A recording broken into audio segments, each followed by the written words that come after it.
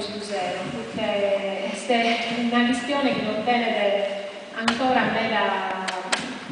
mera saprezza di questa gente, questo è un peccato. Quindi voglio ringraziare tutto il gusto che disimpegno su questo zero, questo è un momento di importanza manna questa lingua sarda e quindi questa cultura sarda.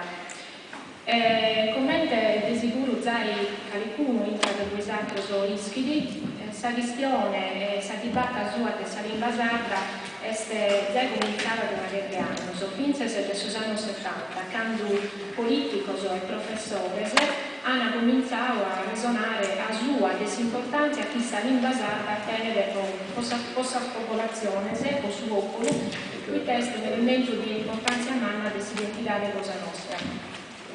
E Sara può dare dell'invasata, scusare in vita nostra, tenere un'importanza manna perché Bonacca ottiene un'storia importante e tenere un documento mega importante che esiste scritto proprio in lingua sarda, che adesso è su contabile. E Sara, questo zero, a custisi dei 2 anni, chi invita, grazie come Maurizio Susindico, e ho cominciato a ragionare, a sbagliare a sua di questa sessione, se passo importante a satoppare tutti in parisi e a ragionare a sua di questa sessione.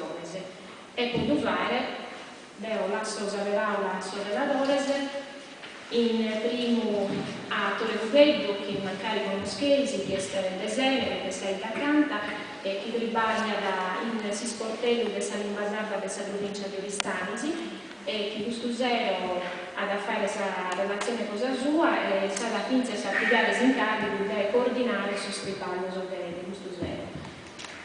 Cristiano Becciu, che tribaglia da questa regione, è un operatore di Sportello, professor Francesco Carboni, che è professore all'Università di Castello, docente di storia moderna, e ancora Alessandro Soldu, che è professore all'Università di Sassari.